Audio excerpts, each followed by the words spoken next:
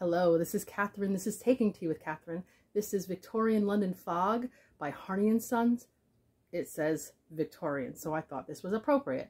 I've probably used this before because I'm doing my Victober TBR. Excuse me.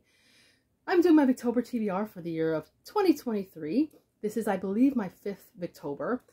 What it means, in case you are new to this channel or BookTube or Victober, is that a lot of booktubers and viewers get together and, not in person usually, but and read Victorian literature, at least one Victorian novel or something along those lines, and I've enjoyed it. This is one of my very favorite events on BookTube, and I have had to narrow down my reading challenges over the years, and this is one that will stay on my calendar probably as long as I'm on BookTube and maybe even past that.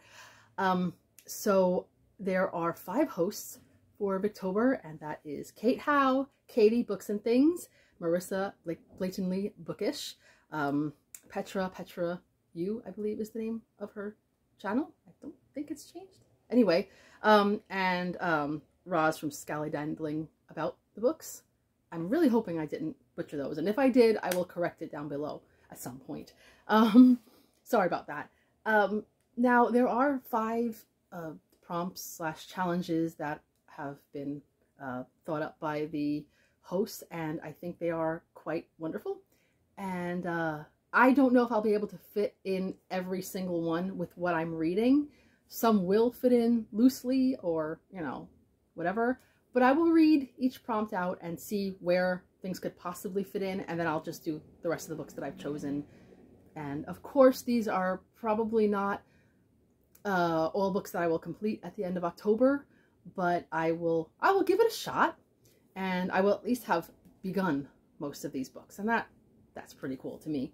So what we have here is the first challenge is by Kate, which is read a Victorian work featuring a stranger / outsider. Now that could mean a lot of things. Stranger could be someone who's new in town. Outsider could mean someone who isn't new in town but just doesn't quite fit in. There are many other explanations. And I think, and I don't know if this is exactly what people have in mind, but when I think of outsiders, one thing I thought about is orphans. And you know, I'm not per se an orphan myself, unless having no living parents counts as an adult. But you know, it can be difficult to fit into a new situation when you are an orphan, I can imagine. Anyway, so I found one book that has orphans in it, and that is The Children of the New Forest by Frederick Marryat.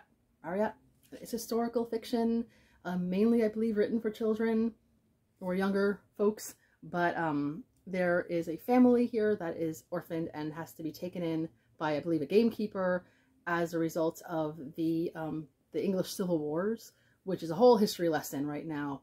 But at the time, the Royalists or the Cavaliers, or whatever you want to call them, were not in great shape, and the Roundheads or the Parliamentarians or whatever, headed by Oliver Cromwell, were in power. And so if you were of the other side, you were a bit lost, and it seems like these children might be.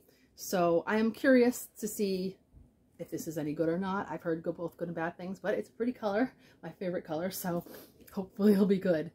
Katie has read a piece of Victorian New Woman fiction, and I saw a lot of suggestions that sounded really good, and I waited to see if there's anything that included someone that I was, you know, wanting to read, and she mentioned Hester by Margaret Oliphant, or Mrs. Oliphant, however you want to say.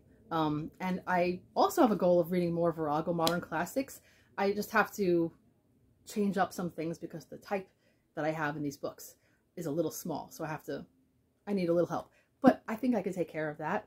I started Hester last year and didn't get too far in it, but I would like to continue it, and this seems to be included in New Woman fiction, so this is a good opportunity for me. And one of the main characters is a Catherine, which I always love. I think if I were ever going to host something, I'd probably be like, hey, find something with a Catherine in it. If it's English literature, you'll find it. But that's it's a little full of myself, no? But it wouldn't be that hard. Anyway, so the next one is by Marissa. Read a Victorian work by an author who is new to you. Well, I don't think I've read anything by Mrs. Oliphant, so that's already taken care of that. But I thought I would throw in another new to me, surprisingly new to me, because I've been hearing this name so much lately, but haven't had a chance to read her, or at least read a complete book by this writer. And it's also Viragos, so yes. Charlotte M. Young, the clever woman of the family. I've been meaning to get to this one actually for some time. Just looking straight at the camera. And so I'm pretty excited about this one. I'm not gonna get too detailed about everything. That I'm not reading the back of these, in other words, because a lot of these have spoilers. So I want to go into a lot of these stories new and without knowing much about it. So I hope I'm not letting you down by not describing every single book. I will talk about it when I finish it a little bit more. Hopefully also not spoiling it for you. So Petra has read a Victorian first-person narrative. This is where I'm not sure. I'm pretty sure none of these books are first-person. So I don't have it chosen yet, but I might do a poem, because there's a lot of poems that are first-person narratives, and so I will keep you posted about that one. There are definitely plenty of novels that are. I just didn't find anything that I felt like reading at this time. So we shall see. We shall see. Like I said, stay tuned. Roz has read a Victorian work in which class features strongly, which I'm pretty sure almost every Victorian novel has this. Class features strongly in that society. However, just without really doing too much work, where was it? I'm pretty sure I saw one of these books. Yes, it was the book I just showed you, The Clever Woman of the Family. The description the description says something along the lines of, I told you I wouldn't read the description, now I'm going ahead and doing so. Hypocrite. Well, anyway, it does say something about, it gives a fascinating insight into the ways in which middle-class women were denied personal ambition and taught that devotion and self-sacrifice were the highest virtues to which a woman could aspire. So middle class is definitely featured in here, and so there you go. All right, and those are the books that somehow fit into the, the prompts and challenges. I have 2 other books in mind that I really want to get to this month. One is a group read that I'm participating in, and it's been a while since I read a Wilkie Collins. I think it was 2020 when I read The Moonstone, and I quite enjoyed it. And before that I read The Woman in White, and another book that I really liked. So far I have not been disappointed by Wilkie Collins. I have heard from some people who have read Wilkie Collins that, okay, some of the books are good and some are not great, and your opinion may vary. So I figure this is a chance, and I may not like it, but I'm going to try it anyhow. I didn't buy this book when I saw it in Book Off, because I think it was one of the higher priced ones. I believe that's why I didn't choose it. But then I was a little disappointed. But I have this book out of the library, and however, I also have it on my Kindle. So this may be my ebook, actually. This may be the book I read on my Kindle. I try to choose one every month or every other month to read, because I don't know, it's just good to have. I don't know. And but anyway, I have the physical copy now, and that is Man and Wife. So I am curious about this one. I hear there's at least one character in here who is really dislikable, and if it's the one from the very first or second chapter that I've read already, then yeah, there may be some full dislike here, and that's okay, because sometimes you gotta dislike somebody that you're reading about in order for the story to be interesting. All right, and I last year I had been in London right before Victober, and actually for the very beginning of it, and I happened to my friend and I decided to just jump on a bus and see the route, which is actually something I recommend if you are in a city like London or even New York. Sometimes just hop on a bus and see where it goes. And anyway, when we did that, apparently we passed by Wilkie Collins' birthplace. And I took a picture briefly of the plaque. And I was sad that that year I didn't have a Wilkie Collins going, because I thought that would be kind of fun. But whatever, now I do. Now, if you've been watching this channel anytime the past couple of years, your question may be, well, where's the Anthony Trollope? Because, and it's true that the last Anthony Trollope that I finished wasn't my favorite, but I picked one that I've heard good things about, that it has been recommended to me by a number of people who have read it, and this might take the out of my, the taste, a palate cleanser when it comes to Anthony Trollope, and this is Orly Farm. You know what? I'm going to read the back of this anyway, because I just feel like reading the back of one book. So let's see what it says. Most of those among my friends who talk to me now about my novels, wrote Trollope in later life, and are competent to form an opinion on the subject, say that this is the best I have written. So, and indeed, this fictional account of a case of forgery was much admired by the author's greatest contemporaries, including George Eliot and G.H. Lewis? Am I pronouncing that correctly? Trollope himself singles it out as displaying that combination of realistic and sensational effects, which he felt to be the highest achievement available to the novelist. Oh, so he really was proud of himself. Plot strands concerning youthful marriage choices, middle-aged marital crisis, and the moving love and loss of an elderly man, probably a spoiler, center on a legal action which results in the unjust acquittal of the central sympathetic character, probably a spoiler too. The novel proposes a standard of morality higher than that embodied in the practice of an English court of law. With its concern, oh well, here you go, for social issues and its extensive coverage of middle class and landed life.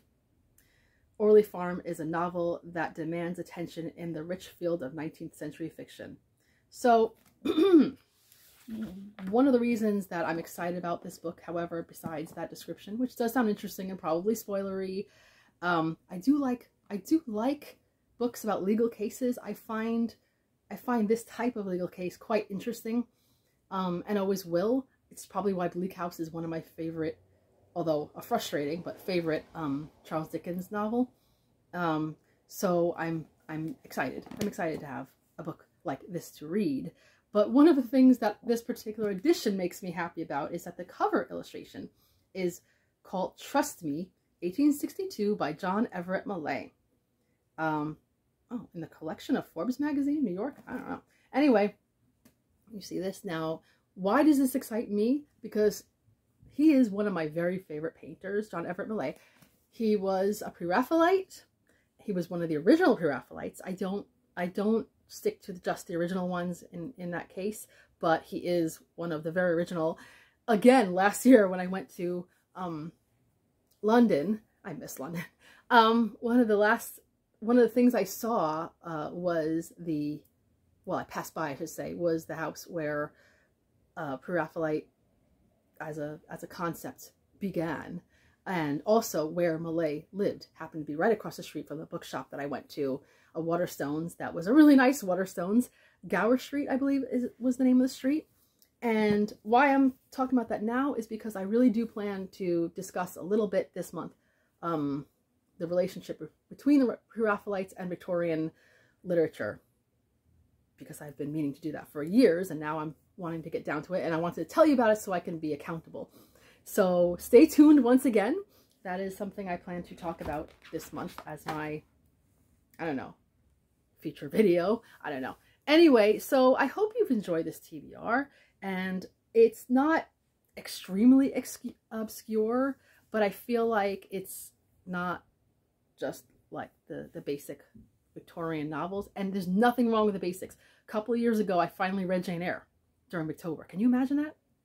So I have no problem choosing a Dickens, a Bronte, etc. But I do like getting a little bit, slightly off the beaten path.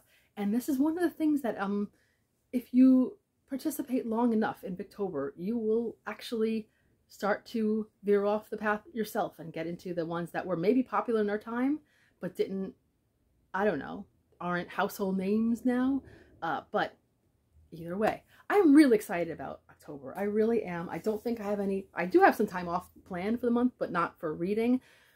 But I'm going to fit it in somehow. I am going to fit it in.